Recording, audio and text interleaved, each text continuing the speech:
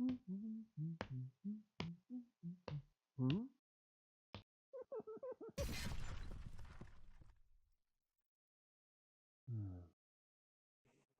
right, I got a copy of Dracula's America, Shadows of the West by Osprey Games. It's a skirmish game set in the Old West, or you could also make it the Weird West. It's your choice. They have both options in this game. It's a hardcover bound book, 140 pages, and this is what the cover looks like. And then on the back, kind of tells the story of what happened. So first of all, the Civil War is over, and Dracula's thralls have assassinated Abraham Lincoln. And then Dracula has assumed the presidency and has made himself president for life. And so you have these different factions in this game that are vying for power. And you are going to be one of those factions.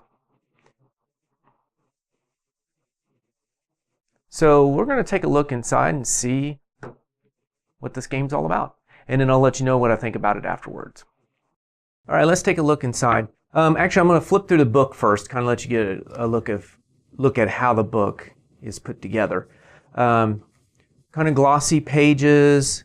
There's some nice full color illustrations, some nice tables and everything. So this book is, I think, put together very well. It's easy to follow. A lot of pictures, as you can see, too. And there also are photos of the, where is it, like this one, of the North Star miniature line that you can order for this game.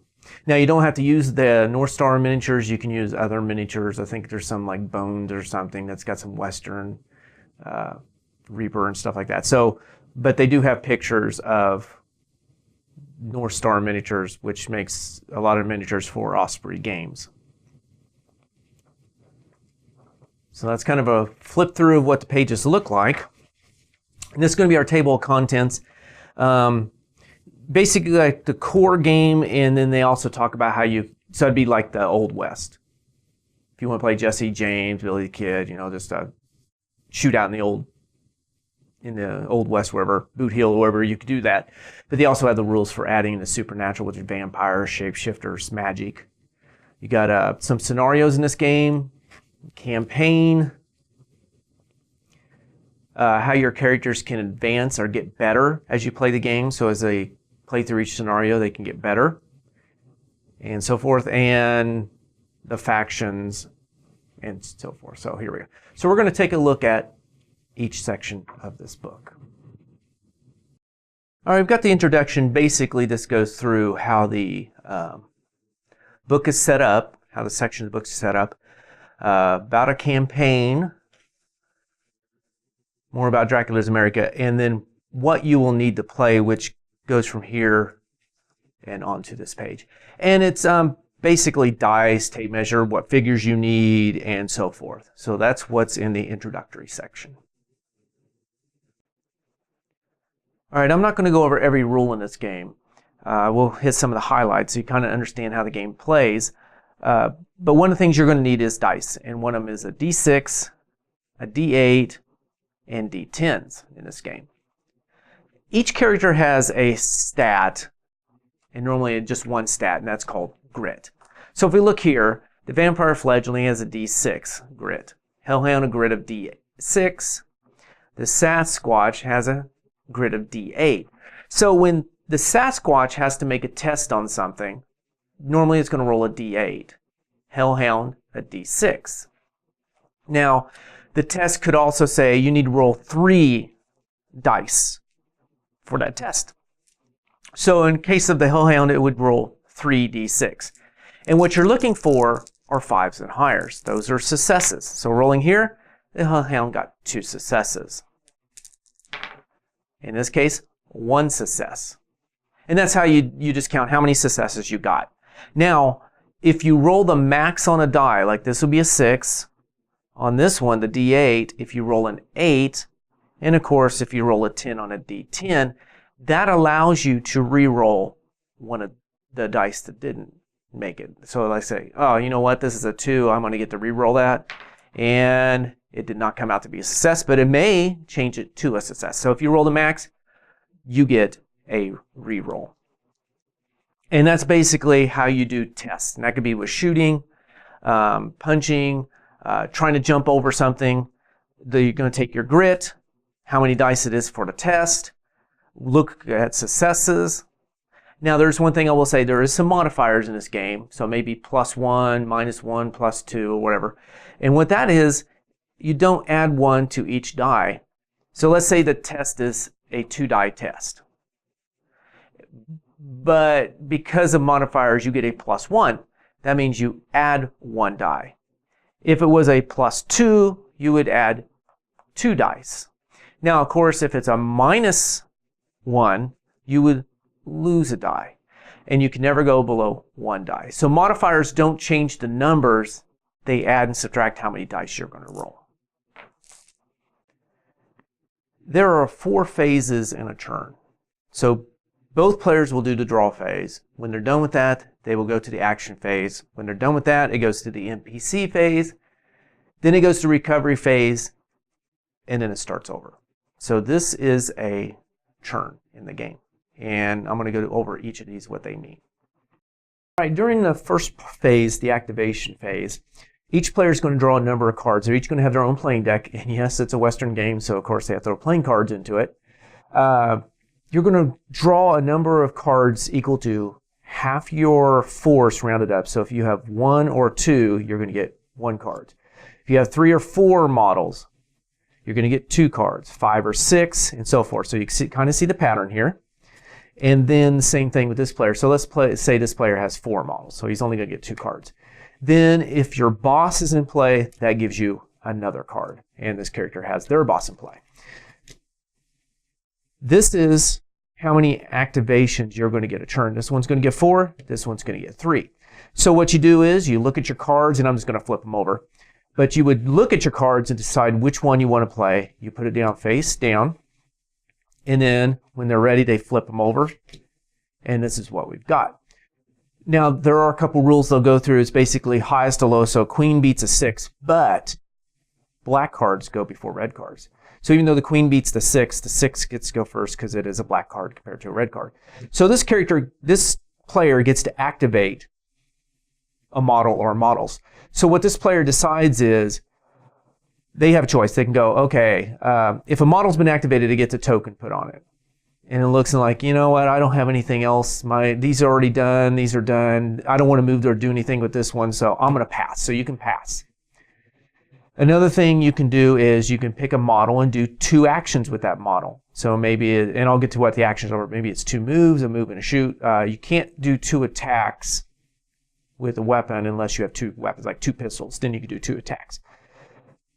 So you can do 2 actions with 1 model, or you can pick 2 models but do 1 action with each of those. So maybe 1 will move and 1 will shoot, or both of them will move, or both will shoot, or, you know. So that's your choices.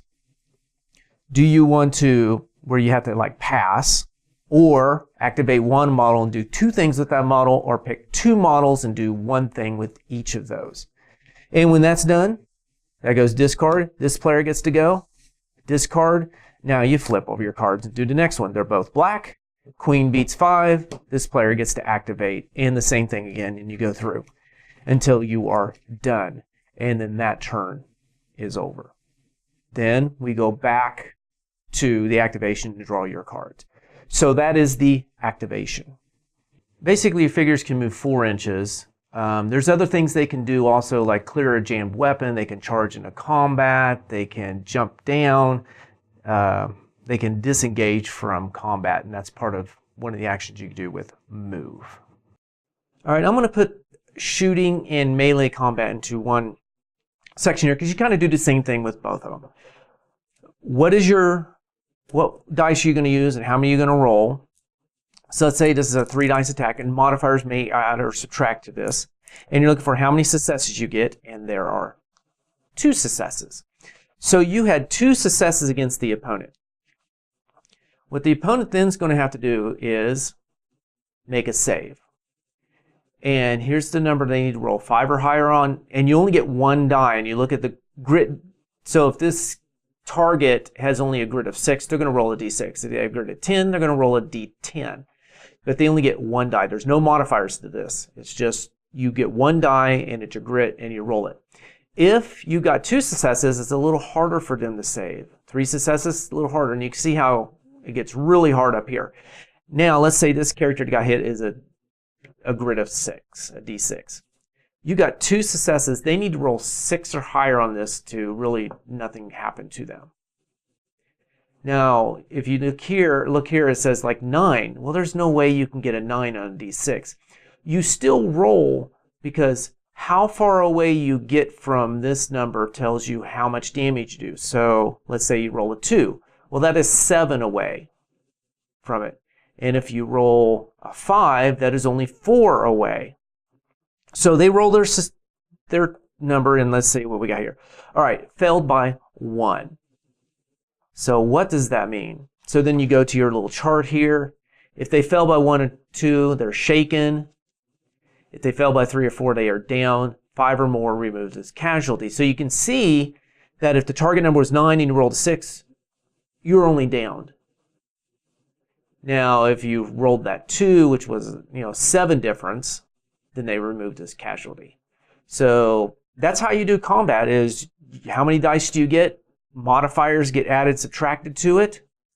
How many successes you get? They roll their save. How did they make their save? Or how much did they fail by? This is what happens to them. Now, another thing you can do is you can go on lookout, which is kind of like an Overwatch. It's kind of reaction, like somebody's getting ready to shoot you and you can see them going, oh, he was on lookout, he gets to activate, and so forth. So they do have that also in the game. All right, the last 2 phases of the turn I'm not really going to cover. NPC phase, where the NPCs get to activate, and some NPCs may have special actions depending upon the scenario. And then recovery phase is basically, do your guys get healed and come back, or are they still down? And also bottle checks, which are morale. Does your unit leave the game? Or your what they call posse. This last section, I'm just going to skim some highlights here. These are more advanced rules like mounted combat. There's some events that could happen during the game that could change up some things you weren't expecting. How you build your force. You have a certain amount of dollars and you're limited to how many figures you can put in your force and what you equip them with. There is also a scenario, how you want to do this. Which scenario do you want to do? There's also a way to do a campaign in this game. And that means that your characters are going to get experience and then they can get better. Or your models in the game can get better. They can get more skills. There are skills in this game that you can gain. Here's how much it costs to recruit. Or actually, this is what the recruits are available. Here's some of the hired guns you can get, like a medic, the moonshiner, which throws a Molotov cocktail, and so forth. And there's some others you can hire, such as the preacher. Then there's some supernatural ones you can hire also. This is basically the history of what happened in Dracula's America. And then they talk about if you want to go to the Weird West, here's how you can add that, casting spells, which they actually back here, there it is, they start describing the spells. So Arcane Blast, difficulty 2, and describes what it's doing. So these are the factions. I think there's about 8 of them. The Twilight Order, or like Holy Fighters, the Templars of this game. The Red Hand Coven, they follow Dracula, believe in Dracula, and want him to stay as president. Skinwalker tribes are basically Native Americans with shape-shifting abilities. The Crossroads cult they're like rail barons, and they like summon demons or get their power from demons. The Congregation is trying to stop the Dark Confederacy. So these two are in direct conflict with each other. So these are like the good people, but they also somehow come back from the dead. And then these ones are using dark powers and stuff to try to stay in power and gain power. There can also, like I said, there could be some supernatural events. And then the bestiary, which has several different creatures in the back.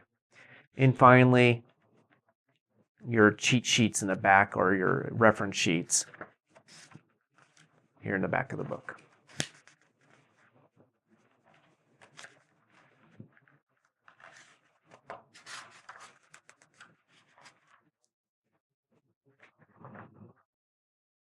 So what do I think of Dracula's America?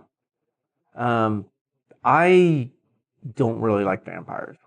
When I was growing up, it was vampires this, vampires this. Every game you played was a vampire. Every movie seemed to be a vampire, and it kind of got old after a while. And also, in general, the Old West just isn't my genre. But I want to say, darn you, Osprey. If I would have seen this on the shelf, Dracula's America, Shadows of the West, and it's old, yeah, I'm just going to put it back up. After reading this, I'm like, man, I really want to play this game. I like the initiative system. I thought at first with the cards you were trying to get poker hands like the others or something like that. And it's like, oh no, but I like the initiative system. Here's my cards. Do I want to play a high one now? Or do I want to play a low black? Because black beats red. If I got a high red, when do I want to play that? Knowing that there's some black cards out here that's going to trump a period. So I like that kind of decision making there. The re-rolling the die system, I really like that idea. You roll a die, you get a max on it. I got a D10, I rolled a 10, this one rolled a 1. Ooh, I'm going to re-roll that and see if I get another success. I like that. The test I like, how many dice you roll, mods, add, subtract dice, and you're looking for 5 or higher. That I do like that. It's simple. I also like that there's no hit points on the models. It's how well did they hit you, and then how well are you going to make your save determines whether or not, determines what happens to that model. So I really like that. So I'm going to really give this a try. I even looked online for paper terrain, Western paper terrain, to start building a Western town and looking at Western models. So I did not think I was going to be interested in this game at all. I was like, okay, I'll review it, put it up there. I am really sold on this game right now. So I would suggest if you can get it, check out Dracula's America. It's not my genre. I don't like vampires, but I am so going to play this game. Where is my wooden stake?